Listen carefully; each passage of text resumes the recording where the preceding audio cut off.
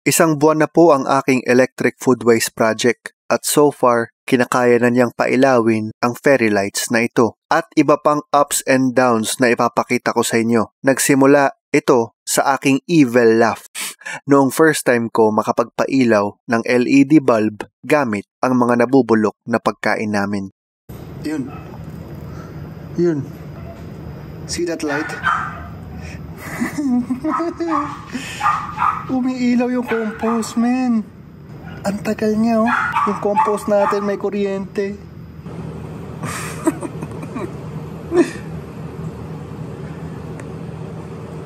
18 hours later. 24 hours na mahigit umiilaw ang munting LED bulb na ito. At ang bulb na to ay powered ng food waste. Selfie tayo, little blue light. Yun na muna, gagawa ako ng demo.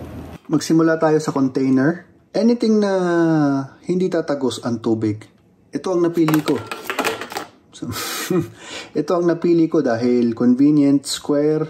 Tapos, dalawang uri ng metal. Ang napili ko ay aluminum at saka copper sa forma ng foil. Ang importante ay magkaiba sila. Pwedeng tornilyo at saka aluminum. Pwede graphite. Do not underestimate the time and effort in putting the tape.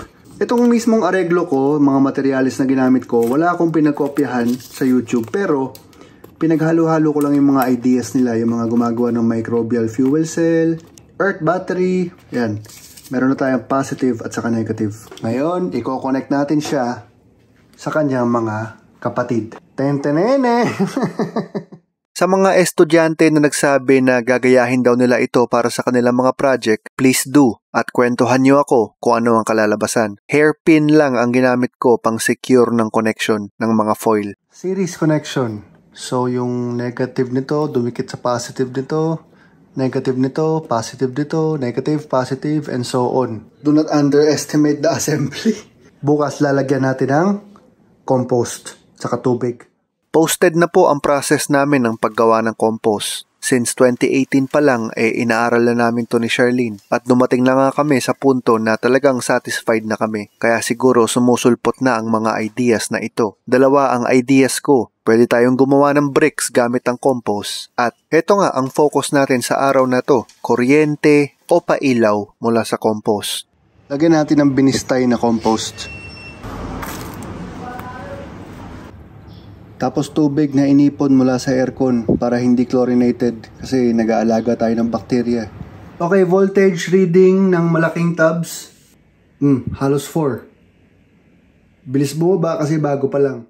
Ang ganitong voltage ay makikita mo sa AA o doon sa parang barya na battery. Pero heto nga't nadidiscover ko na isang aspeto lang pala ang voltage at madami pang ibang mga karakter pagdating sa usaping kuryente. Mag Stevie Wonder muna tayo ngayon. I don't wanna bore you with it. Boom! Umabot tayo ng 7 sa simula. Hanapan ko na muna ng paraan kung paano ito bubuhatin. Ngayon, nakikita ko ang isa sa mga dahilan kung bakit mahirap palitan ang mga gabarya na baterya. Mas malakas pa sila dito sa ginawa ko na parang sinlaki at simbigat ng maleta. Pero kasi nakikitaan ko ng value ang ganitong uri ng power source, lalo kumpara sa garden at mas lalo naman kumpara sa mas malaking farm. Okay loves, ginabi tayo sa kakahintay but we do have some development. Maigi pag dinidikit ko 1, 2, 3, go. Kita niya? Patayin ko ilaw. Ay, pinatay ko na ilaw Hindi ko makita 1, 2, 3, go. Kita niyo? 1, 2, 3, go. Kita niyo? 1, 2, 3, go. 1, 2, 3, go. I have a feeling na tama yung hinala na kailangan lang hintayin. So baka bukas na. Okay, pangatlong araw. Testing. Hey!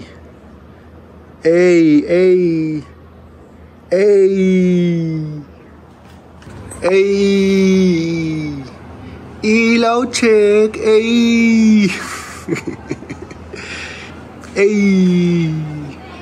Unang letter ng alphabet Munting ilaw powered by compost o yung food waste po namin. Yan na po yung pangalawa. First day niya. Itong una, 1 week na po. 1 week and 1 day. Oh, look at that. Right. Lovely. Sa project na to, napansin ko sa aking sarili na mabilis lang akong sumaya pero mabilis lang din mabitin. Kaya kating-kating na akong malaman kung ano pa ang kaya niyang pailawin bukod sa isang pirasong blue bulb. Tapos ito ang aking fairy light na pinorma ko ng lasa. Patayin ko ilaw para makita natin ng maigi. Actually ngayon kahit bukas yung ilaw makikita mong umiilaw siya. Ganyan lang siya kahina. Patayin ko ilaw. Patayin ko ilaw.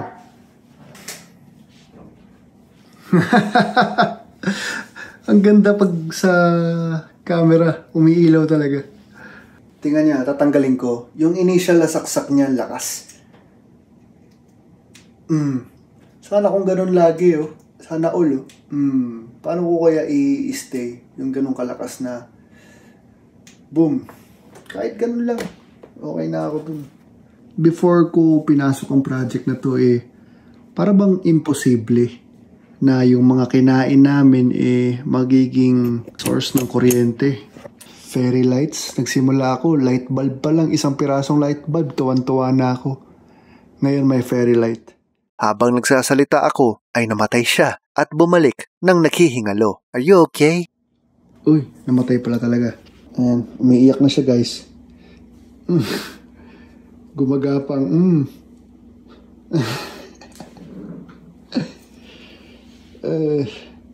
Gi, palo. Palo. Gi. Wala na. Gi. To me, it's a good start. At hopefully, mag-improve pa dahil hindi ko yan tatantanan. Saksak na nga muna natin tong signage ko sa wall para makita natin yung kanyang ganda. Pinaghirapan ko yan Saksak sa wall in 3, 2, 1, go. That's what I'm talking about, boy. Oh, ha? Oh, wag niyo munang i-screenshot to, ha? Kasi fake news yan. Nasa wall nakasaksak yan. Pero, I wonder kung darating sa ganyang kaliwanag yung project ko. Sana, tayo pa akong kailangan malaman, kapag na-achieve ko, kahit hindi ganyang kaliwanag, kapag nag-improve, gusto ko sana magpa-light show, pampasaya ng mga kapitbahay dito sa barangay, sa Quezon City, lalo na sa town namin sa Jimenez. Kaya, sa mga susubok po nitong electric foodways, pag may na-discover po kayong good stuff, balitaan nyo naman po ako. Hindi ko to tatantarang. Lasa, L-A-S-A, Luis and Charlene Ascona. That's it for now. Bye-bye.